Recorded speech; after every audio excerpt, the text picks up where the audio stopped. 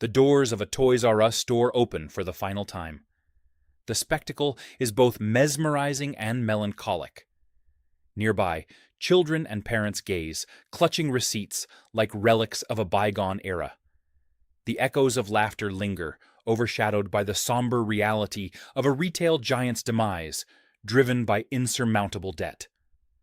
The fall of an empire begins with the weight of its own ambition. In 1948, a small store named Children's Bargain Town opened its doors in Washington, D.C. Behind the counter, Charles Lazarus envisioned a new kind of retail experience.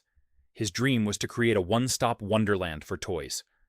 Little did he know, this seed would sprout into a global phenomenon before being choked by financial weeds.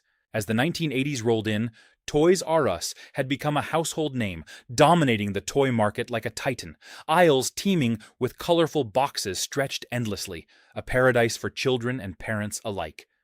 The brand stood as a beacon of childhood joy, its slogan echoing in every household. "I don't want to grow up. I'm a Toys R Us kid." Yet, beneath the vibrant veneer, the first cracks were forming. The retail landscape was changing, but the giant was slow to adapt. Competitors were emerging, and whispers of financial fragility echoed through corporate boardrooms. The empire was beginning to lumber, its foundations trembling under the weight of oblivious confidence. The pivotal year was 2005. A leveraged buyout was orchestrated by prominent private equity firms, including Bain Capital and KKR. They promised to rejuvenate the brand, but instead loaded it with a staggering $6.6 billion debt. The astronomical burden was like an anchor tied to the legs of a runner, a race towards inevitable collapse. In the cavernous halls of corporate headquarters, executives touted grand plans and restructuring. Meeting after meeting, they painted visions of a brighter future, while spreadsheets, inked in red, told a darker tale. The company was trapped in a cycle of interest payments, stifling innovation and suffocating growth. Despite the mounting pressure, Toys R Us continued to expand. New stores sprouted up across markets, but each new location was a double-edged sword. On one hand, it signaled growth. On the other, it deepened the debt. Expansion had become a precarious balancing act, one misstep threatening to topple it all. In bustling shopping malls, Toys R Us stores stood as monuments to childhood. Parents and children wandered through the aisles, eyes wide with wonder. But beneath the surface, the company was bleeding. Profits were thin, and every sale seemed a drop in an ocean of financial obligations. The internet age dawned, bringing with it a new breed of competitors. Amazon and other e-commerce giants rose swiftly, offering convenience and competitive pricing. Toys R Us, burdened by debt, struggled to keep pace. The digital marketplace was a battlefield, and the once mighty retailer found itself ill-equipped for the fight. In boardrooms, strategies were frantically redrawn. Executives debated the merits of digital transformation, but the resources were thin. Debt repayments loomed large, and each passing quarter saw the window for innovation narrowing. The weight of past decisions bore heavily on the present, a relentless reminder of missteps.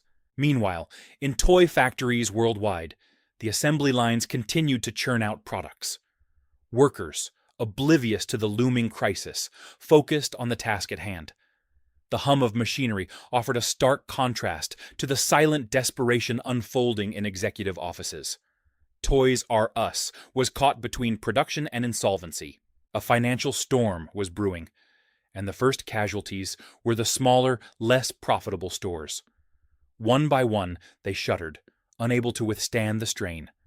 The closures were a harbinger of what was to come, each darkened storefront a testament to a strategy that had failed to evolve. In the local communities, the impact was palpable.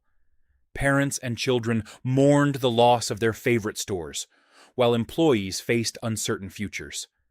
The ripple effects of corporate decisions reached far beyond the boardroom, touching lives and altering daily routines. The collapse was more than just financial, it was personal. By 2017, the cracks in the foundation had widened into chasms. Toys R Us filed for bankruptcy, a move intended to restructure and recover. Yet, the optimism of the boardroom did not mirror the reality of the market. The debt was a leviathan, and the chances of escape were slim. In courtrooms, legal battles unfolded. Creditors lined up, each vying for a piece of the dwindling assets. Lawyers sparred over financial reports, determining the fate of a beloved brand. The once vibrant empire was now reduced to numbers on a ledger, its legacy debated by those who never played with its toys. Through the turmoil, Geoffrey the giraffe, the brand's mascot, remained a symbol of hope. His gentle smile greeted children even as stores began to empty. But behind the cheerful facade was the harsh truth. A kingdom built on dreams and debt was crumbling. Geoffrey's enduring spirit couldn't stop the tide. As the company scrambled for solutions, they attempted rebranding and modernizing some stores. Bright paint and digital kiosks aimed to attract a new generation, but these efforts were too little, too late. The financial burden was a shadow, ever-present and unyielding, darkening every step of the recovery plan. In the late hours, executives deliberated over spreadsheets and projections. The glow of computer screens illuminated furrowed brows as they searched for elusive answers. The weight of responsibility pressed heavily. Each decision held the potential to either salvage or sink the ship. Time was running out. Meanwhile, loyal customers rallied, hoping to save the stores they loved. Online petitions gained momentum, and social media buzzed with nostalgia and support. Yet, despite the public outcry, the financial chasm was vast, and goodwill was not a currency that could pay debts. Months dragged on, and the court hearings continued. Analysts dissected the company's downfall, attributing blame to the leverage buyout and market missteps. The diagnosis was clear, but the prognosis was grim. Toys R Us was caught in a debt spiral, each turn pulling it further into the abyss. In the final months of operations, liquidation sales began. Shelves once brimming with toys now held barren spaces. The frenzy of shoppers arriving for bargains mirrored a chaotic end to a storied history. Aisles, once alive with laughter, now echoed only with the sounds of a swan song. The international stores faced parallel fates. Across the globe, the Toys R Us brand flickered out like distant stars. In markets from Europe to Asia, the story was the same: a cultural icon laid low by financial mismanagement. The impact was global, the lesson universal. Back in corporate headquarters, the mood was somber. Executives packed boxes and cleared desks, the silence a stark contrast to the buzz of years past. Dreams of revival had faded, replaced by the cold reality of closure. The halls whispered tales of ambition and downfall.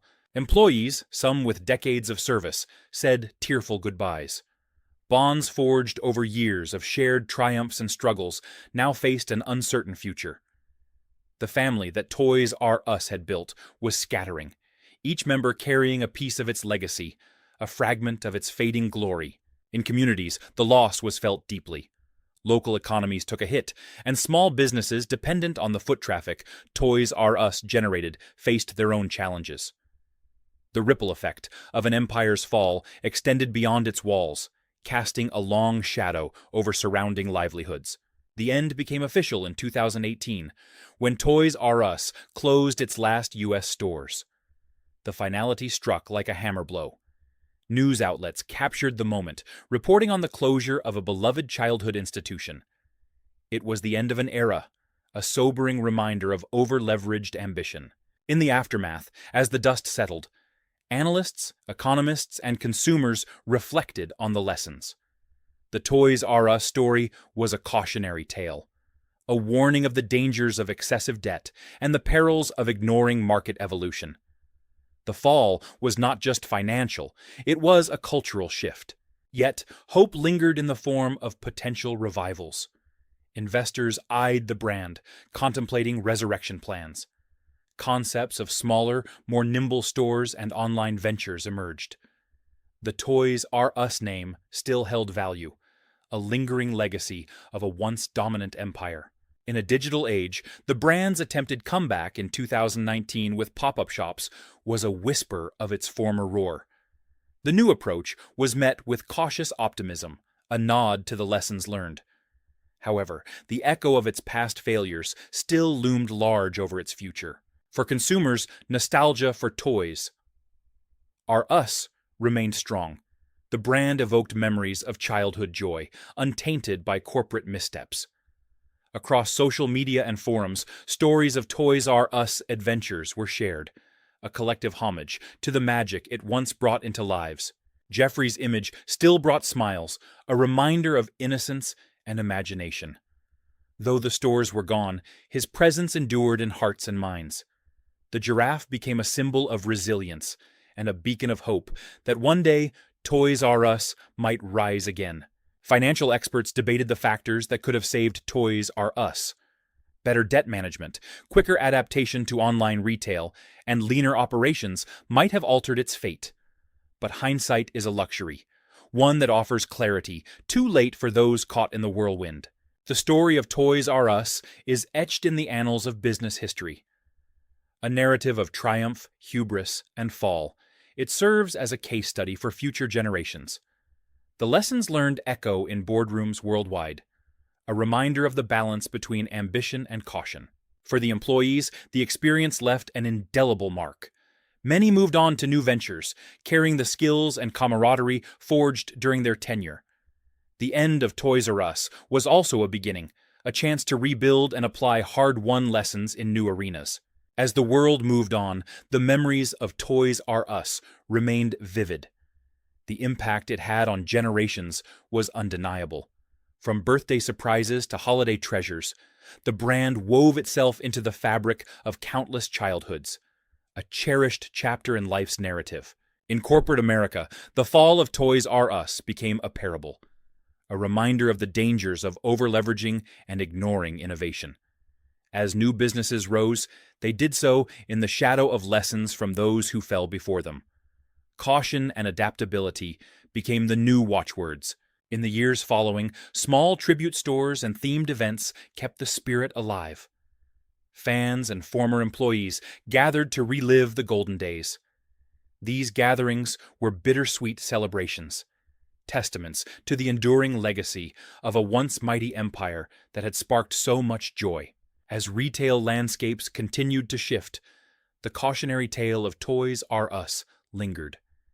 It became a symbol of what happens when growth goes unchecked by prudence.